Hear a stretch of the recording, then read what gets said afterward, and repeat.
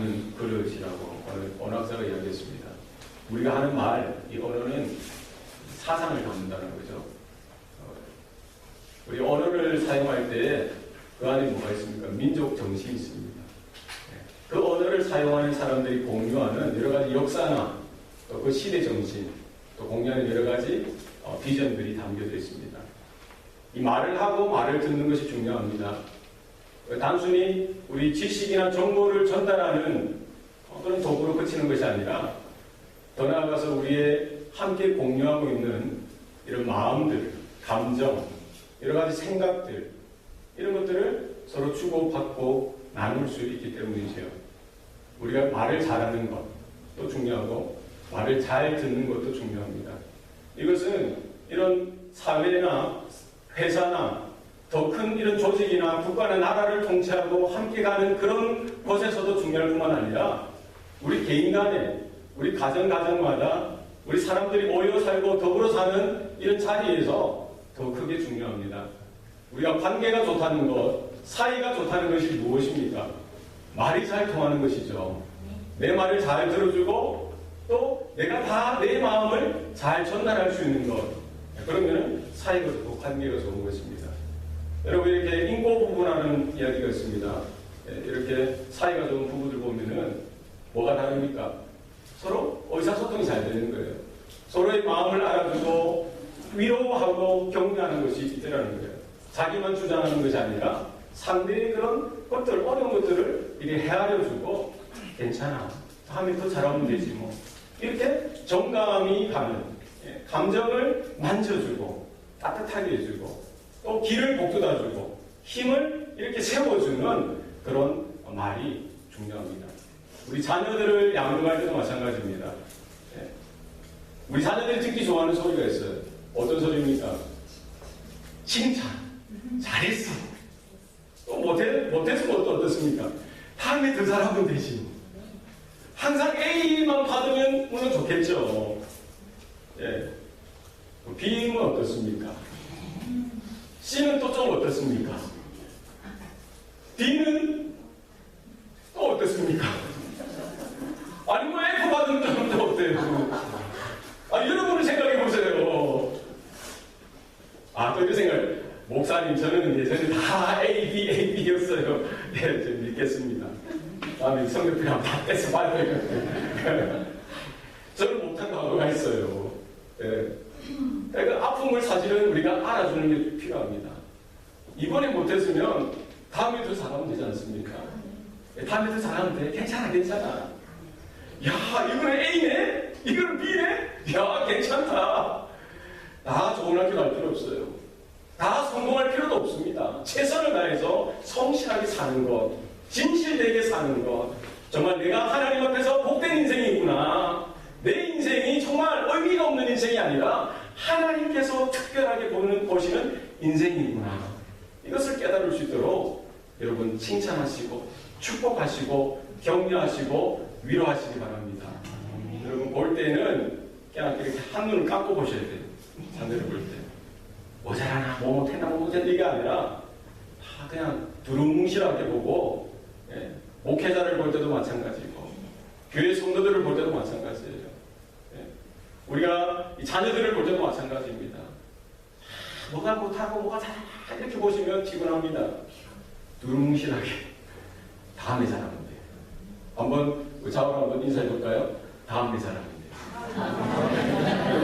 지금까지 잘해왔어.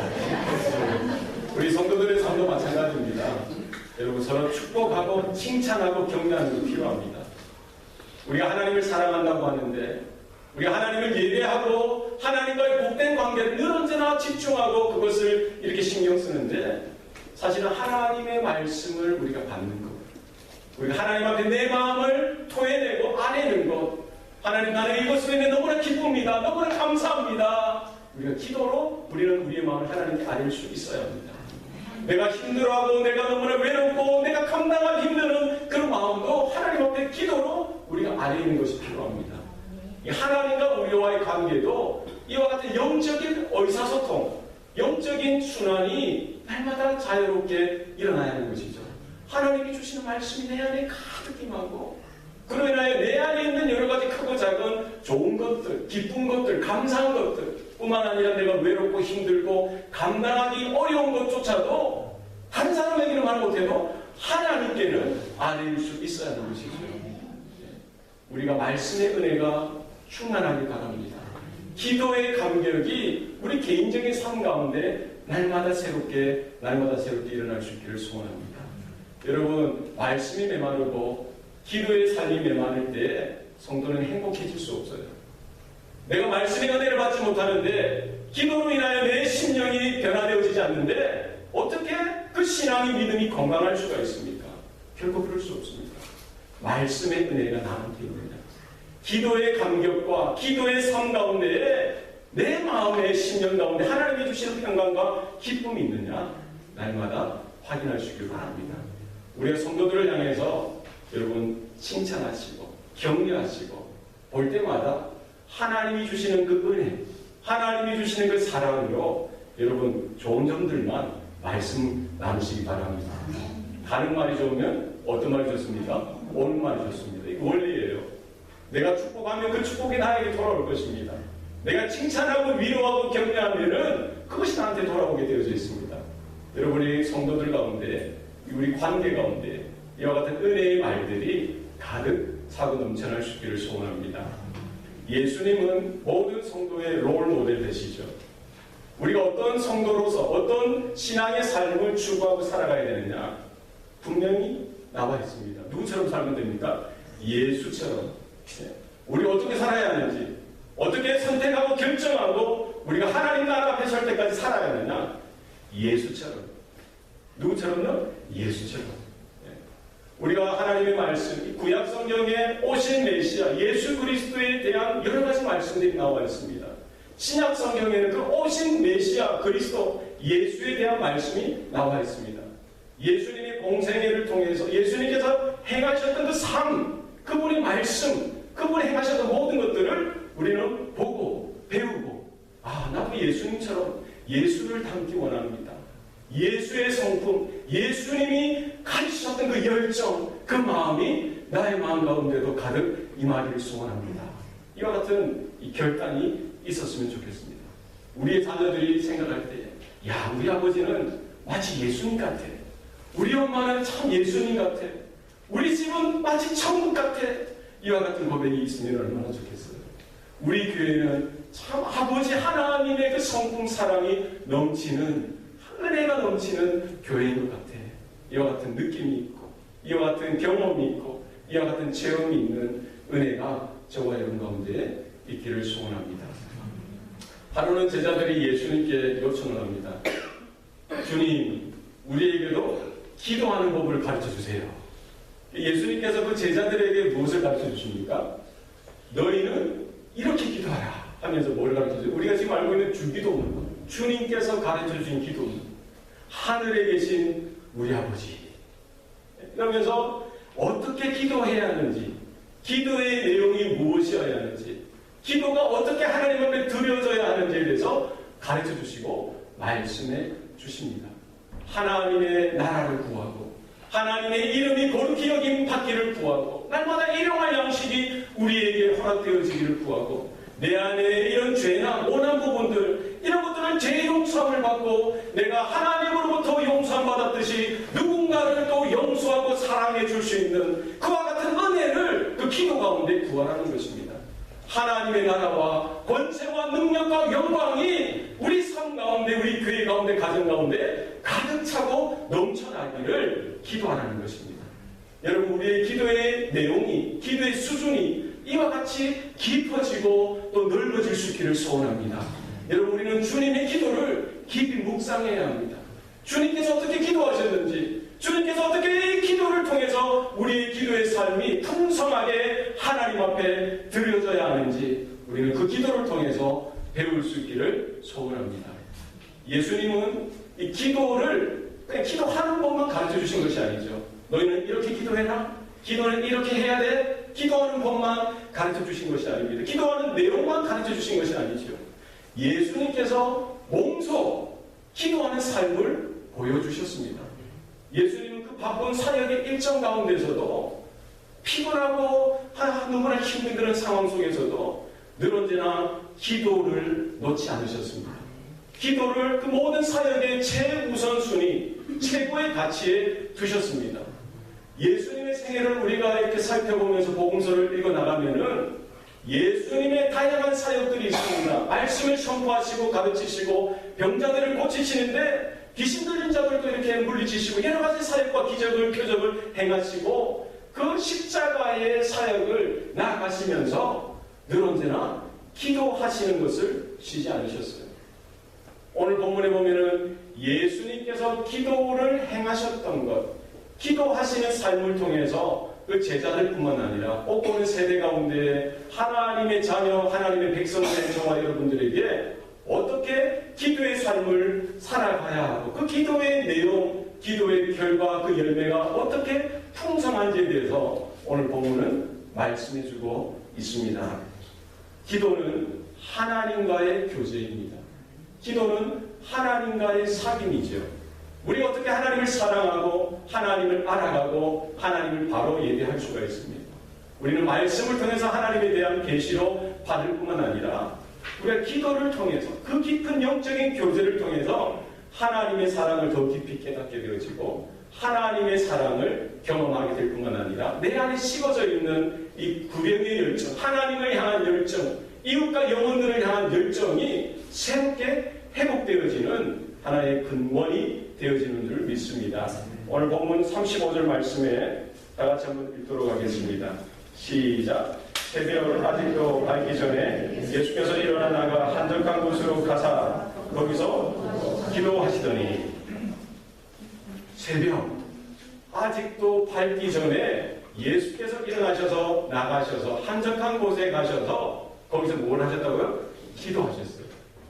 오늘 본문에 보면 새벽이라 나와 있습니다. 예전 성경에는 미명이라 나와 있어요. 이걸 풀었으니까 아직도 밝기 전에. 어떤 성경신학자들은 이 새벽, 아직도 밝기 전 몇 시일까? 지금으로 말하면 한 3시에서 4시 정도가 되는 것이죠.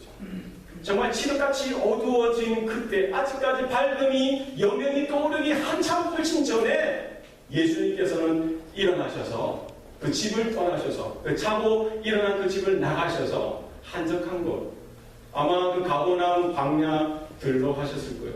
바위 옆이었는지 나무 옆이었는지 정확한 장소, 지명은 우리가 알 수 없지만 아마 주님께서 오가면서 봐두었던 자리, 아마 예전에 그 자리에서 기도하고 묵상했던 그 자리, 많은 사람들로부터 오는 또 많은 도시나 시장터로부터 들려오는 소음으로부터 차단되어지고 하나님께만 집중할 수 있는 그 시간대, 그 장소를 예수님께서는 선택하셨던 것입니다. 그런데 이 새벽에 이 일찍 일어나시기 전날은 어떤 날이었습니까? 안식일이었어요.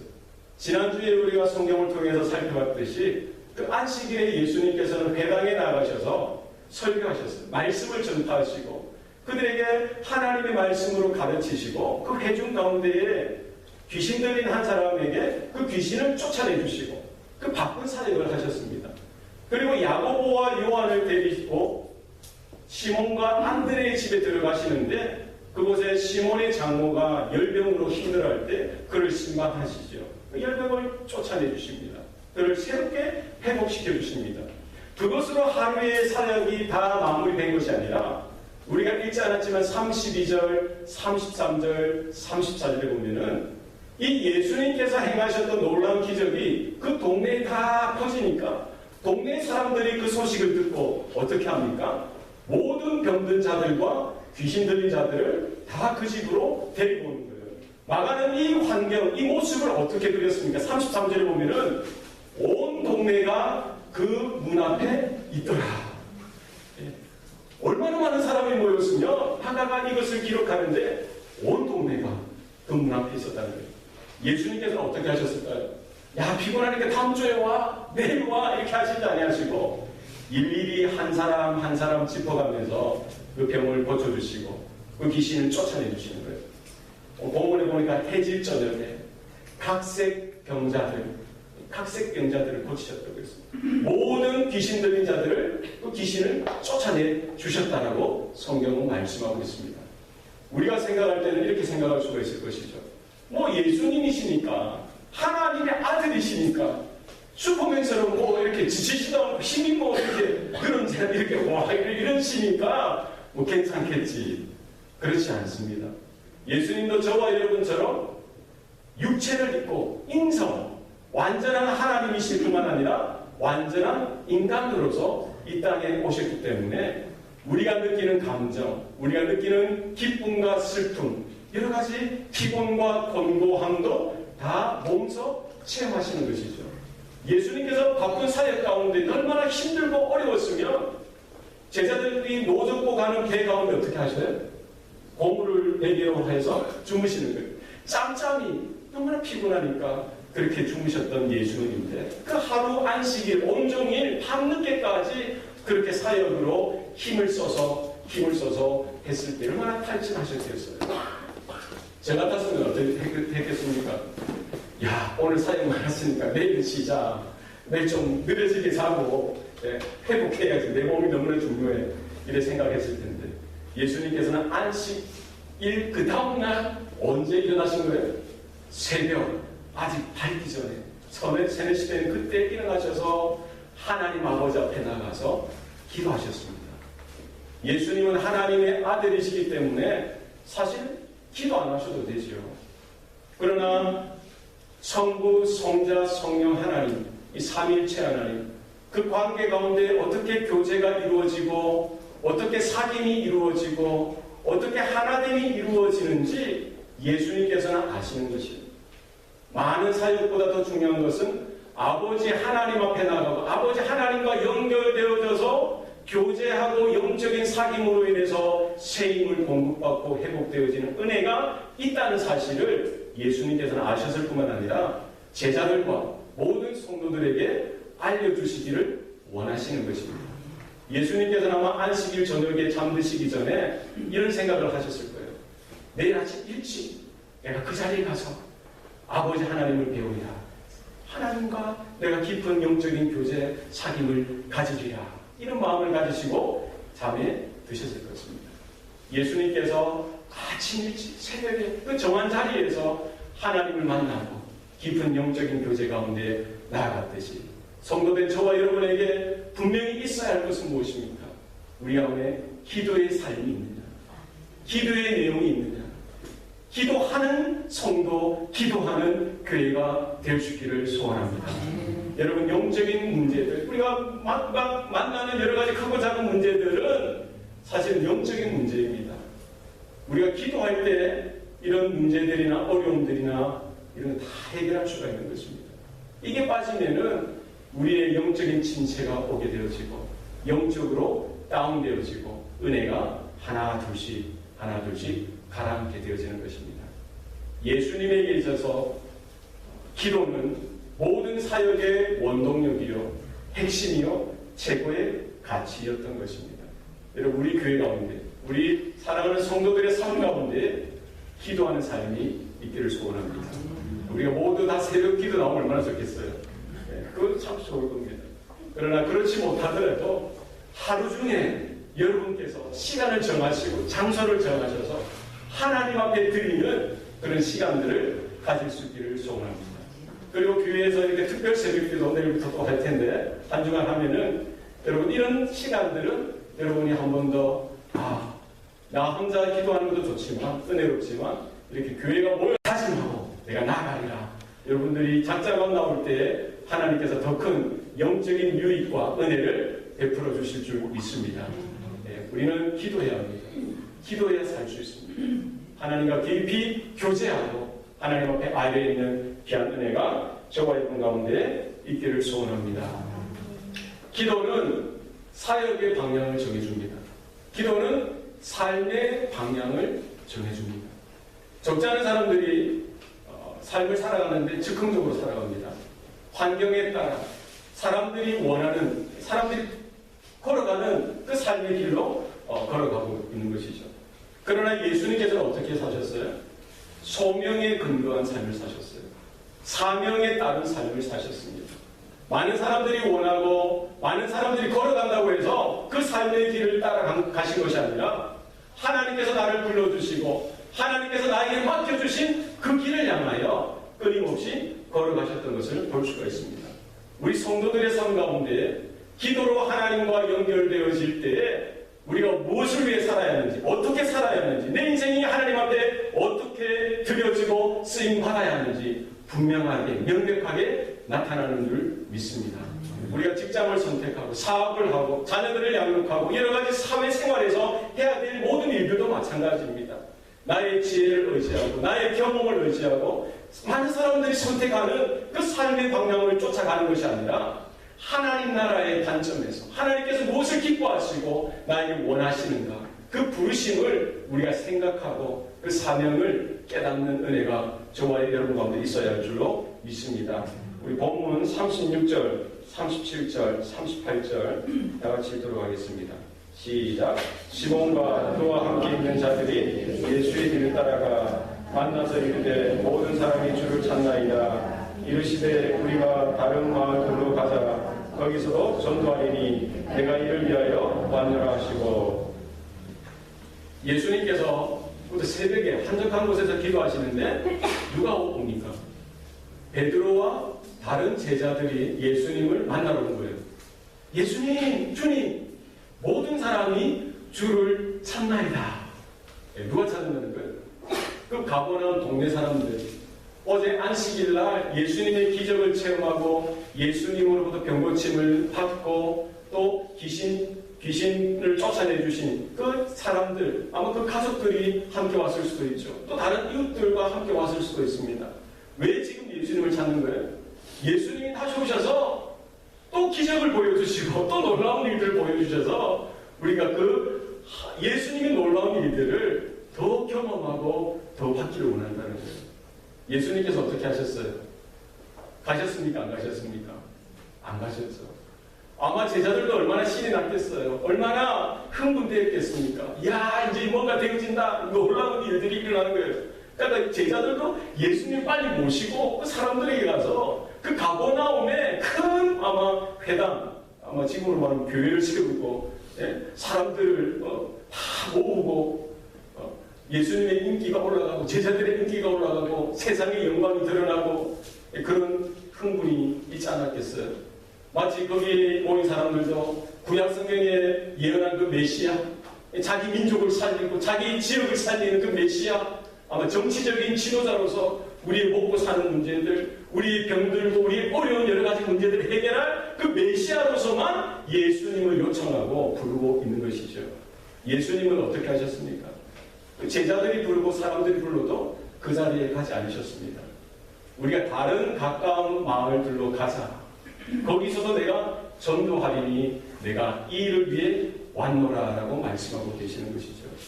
예수님께서 왜 이 땅에 오셨는지, 예수님께서 지금 걸어가야 할 그 방향이 어디인지 예수님께서는 분명히 아셨고 거기에 대해서 분명히 말씀하고 계시는 것입니다. 단순히 병자들 고쳐주시고 귀신들 쫓아내고 이런 크고 작은 기적이나 표적을 행하기 위해서 예수님께서 오신 것은 아니라는 거예요. 예수님께서 오신 이유가 뭡니까? 전도하기 위해서 오셨어요. 뭐 하기 위해서 오셨다고요? 전도하기 위해서. 전도가 무엇입니까? 저는 전하는 거잖아요. 도는 뭡니까? 길도자죠. 뭐에 대한 길을 전하는 겁니까?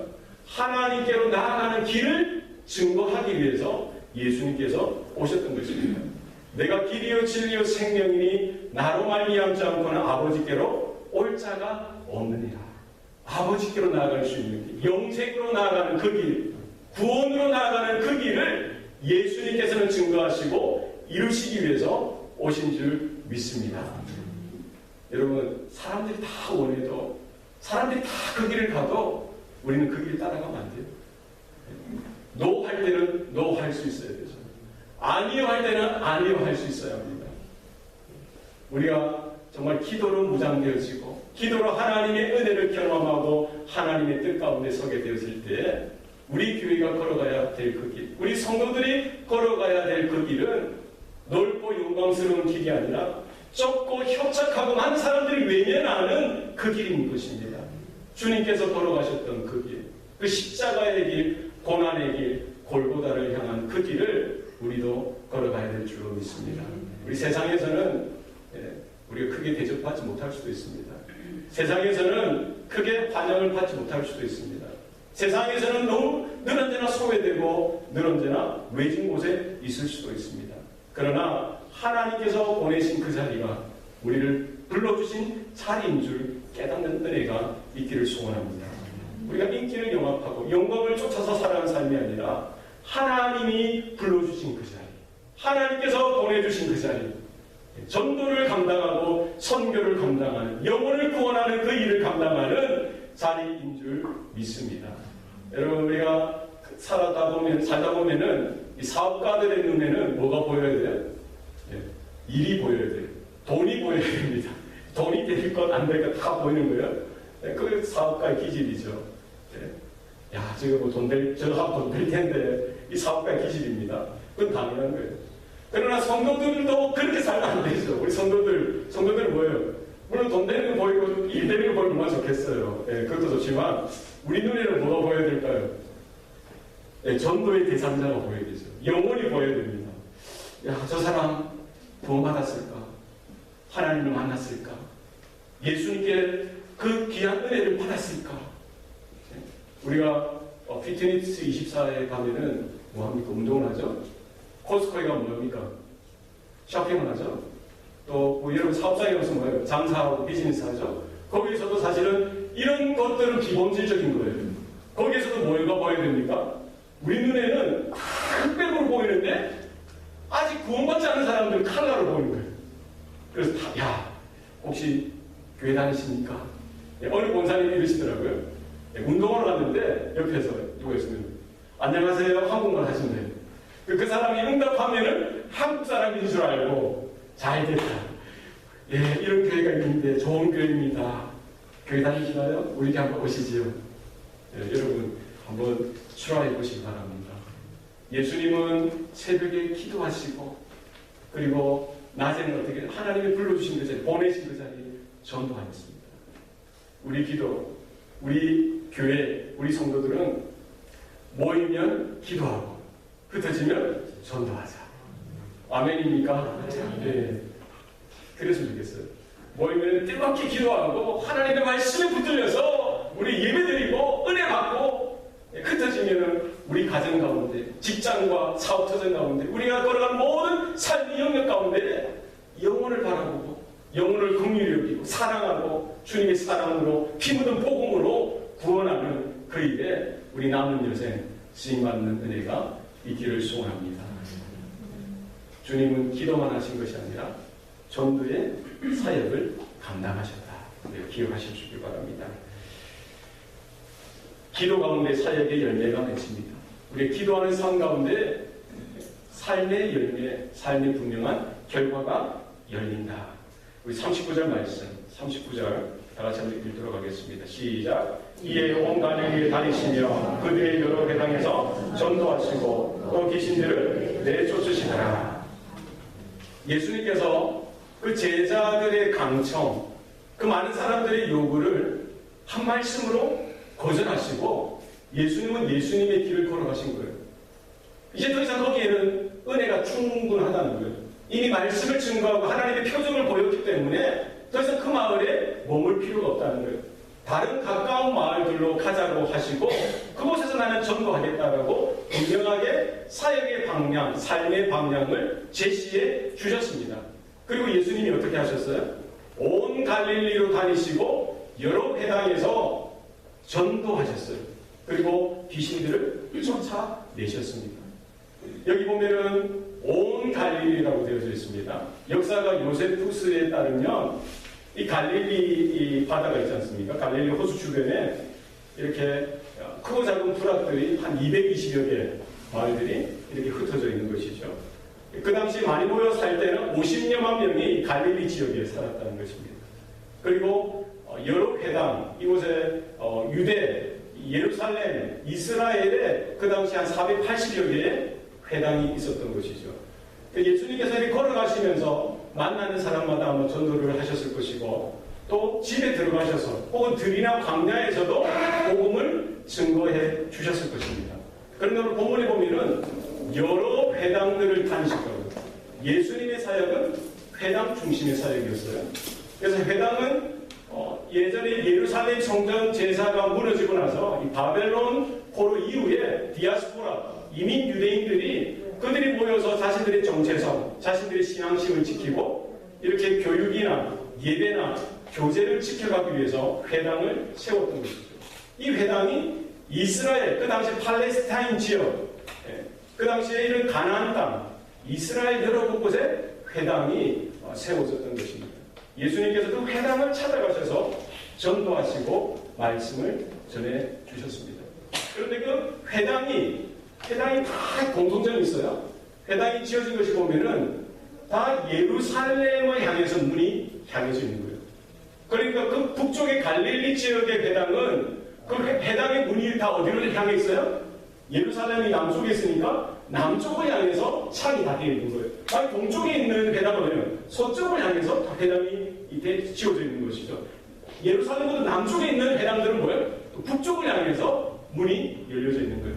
마치 구약시대에 다니엘이 기도할 때 동쪽을 향해서 예루살렘을 향해서 창을 열어놓고 하나님께 기도했듯이 예루살렘 향해서 이렇게 모든 회당이 세워졌고 지어졌던 것을 볼 수가 있습니다. 예수님의 그 사역, 예수님의 걸어가시는 길은 어디를 향하고 있어요? 결국 지금 변두리를 향해서 멈춰서 지금 전도하고 사역하고 계시지만 결국 예루살렘을 향합니다. 예루살렘 어디를 향했을까요? 예루살렘 바로 옆에 있는 골고다 언덕을 향해서 예수님은 모든 사역이 거기에 집중되어 있습니다. 세상의 영광이나 세상의 번영이나 세상에서 인기를 얻고 세상에서 잘 되는 그 삶이 아니라 예루살렘, 골고다, 십자가를 향한 사역인 것입니다. 이 이후에 예수님의 걸은 걸음은 어디로 향하고 있어요? 십자가를 향하고 있어요. 그래서 제자들이 뭐라고 하든지 사람들이 뭐라고 하든지 사람들이 막 환영하고 예수님을 잡아서 어떻게 자신들의 메시아로 세우려고 할 그때도 그들을 다 피하고 어디를 향해요? 십자가, 고난의 길을 향하고 있는 예수님을 우리는 볼 수가 있습니다. 우리의 사역 가운데 우리가 기도할 뿐만 아니라 우리가 땀을 흘려서 헌신하고 희생해서 주님이 걸어가셨던 그 길을 쫓아가고 따라가는 은혜가 있기를 소원합니다. 우리가 기도하고 우리가 헌신하고 희생하고 우리의 삶을 드리고 순종할 때에 하나님께서 원하시는 열매가 우리의 삶 가운데 사역 가운데 일어날 줄 믿습니다. 여러분 기도만 해서는 안 됩니다. 이런 분이 있어요. 기도만 하면 되지 뭐. 믿습니다. 하나님 도와주시죠. 믿습니다. 기도만 하면 되지. 맞습니까? 그렇지 않습니다, 여러분. 그건 맹신이죠. 기도는 반드시 해야 되지만 우리의 삶 가운데 주님 앞에 헌신하고 희생하고 따라가는 삶이 있어야 하는 줄 믿습니다. 우리 예전에 평양신학교에 여러 신학생들이 있고 시험 기간이 있어요. 다들 이제 시험 기간이가 뭘 합니까? 전도사님들 신학생들이 이제 공부를 하는 거죠. 내용 하는데 어느 한 신학생이 거룩한 학생 주여 하면서 어디가 산기도 가고 예배당에서 막 기도하고 뭐를 안 해요? 공부는 안 해요. 기도는 열심히 하는데 공부는 안 하죠. 그러니까 공부하는 사람들 보고 이제 인본주의자들 기도하면 다 되는데 왜 기도 안 하고 말이에요? 목소리 쫙 깔고 하는 거예요. 시험 날이 됐어요.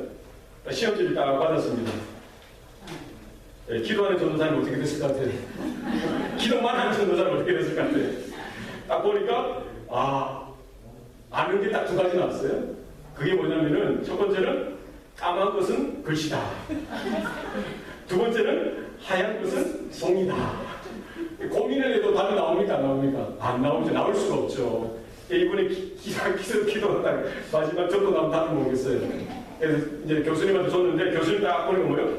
이 이름 있고 이 사람 잘 알거든. 답이 있는데 보니까 하나님은 모두 다 아십니다. 네, 틀렸습니까? 맞습니까? 어떻게 보면 맞을 것 같기도 하고 틀릴 것 같기도 하고 맞죠. 그러나 틀리죠. 이 교수님이 어떻게 했을까 채점을 하는데 그렇지. 하나님은 100점, 전도사님 아무리 저는 빵점. 여러분 기도만 하면 안 돼요. 우리가 하나님 앞에 기도로 열정을 쏟아붓고 우리의 마음을 쏟아부어야 합니다. 기도로 하나님을 알아가고 하나님과 교제해야 합니다. 그러나 기도하면서 자녀 양육도 하시고 기도하면서 밥도 지으시고 기도하면서 설거지도 하시고 기도하면서 일도 하시고 사업 비즈니스 파트너도 만나시고 여러 가지 일들도 동시에 감당해야 될 줄로 믿습니다. 예수님은 시간 기도하시고 땀을 흘리시면서 그 많은 고을들과 마을들을 돌아다니시면서 복음을 증거하셨습니다. 여러분 예수님은 그냥 말씀 한마디로 다 해결해 주실 수 있을 텐데 그러지 않으셨어요. 기도하고 그 길을 한 걸음 끝까지 걸어가셨어요. 땀을 흘리고 노력을 하고 사람들을 만나고 전도하고 증거하는 어떻게 보면 좀 어리석은 그런 일들을 예수님께서는 행하셨던 것입니다. 하나님께서는 전도의 미련한 것을 통해서 하나님의 능력이 나타나게 하시고 하나님의 구원의 역사가 일어나게 하시는 줄 믿습니다. 여러분 우리의 삶 가운데 이와 같은 하나님이 찾으시는 선한 열매가 일어났으면 좋겠습니다. 우리가 주님 앞에 하나님 앞에 장차 나아가게 될 텐데 하나님께서 무엇을 찾으시겠어요? 우리가 직장에서 일 잘한 것, 우리가 사업을 한 개, 두 개 확장한 것, 세상에서 인기를 얻고 세상에서 여러 가지 명예를 쌓고 세상의 영광을 추구하고 세웠던 그것을 찾으시겠어요? 나를 위해서 하나님을 위해서 예수를 대신해서 한 영혼을 구원하는데 자기를 부인하고 자기의 십자가를 쥐고 주님을 쫓아가는 그 삶을 살았는지 그것을 보시지 않겠습니까? 우리 안에 그 한 영혼을 향한 하나님의 마음을 우리가 깨닫고 우리가 자기를 부인하고 십자가를 지고 주님 대신해서 주님과 함께 그 길을 걸어가는 저와 여러분 되어지기를 소원합니다. 기도를 통해서 우리의 삶이 더욱더 풍성해지는 그 일에 하나님의 나라가 크게 확장되어지고 또 하나님이 기뻐하시는 귀한 영혼구원의 사역이 맺어져가는 그 일에 우리 모두가 함께 믿음으로 달려가는 은혜가 있기를 소원합니다. 기도하시겠습니다. 살아계신 아버지 하나님, 우리에게 은혜 주셔서 하나님을 알게 하시고 또 구원의 은혜 가운데 능력 가운데 서게 하신 것 감사합니다. 우리가 이 땅 살아갈 때 광야의 인생길 가운데 때로는 힘들고 어렵고 낙심하고 절망할 수밖에 없는 그런 상황 속에서도 주님과 같이 주님과 함께 기도의 자리에 무릎 꿇게 하여 주시고 하나님을 향하여 부르짖고 기도 가운데 하나님을 깊이 만나고 경험하고 그 교제 가운데 새 힘을 새롭게 얻을 수 있는 은혜를 날마다 허락하여 주시옵소서. 하나님, 우리가 세상에 어떤 도움을 구하는 것이 아니라 세상의 지혜를 구하는 것이 아니라 하나님을 향하여 무릎을 꿇고 하나님으로부터 지혜를 구하고 하나님으로부터 힘을 구하고 능력을 구할 수 있도록 주여 도와주시옵소서.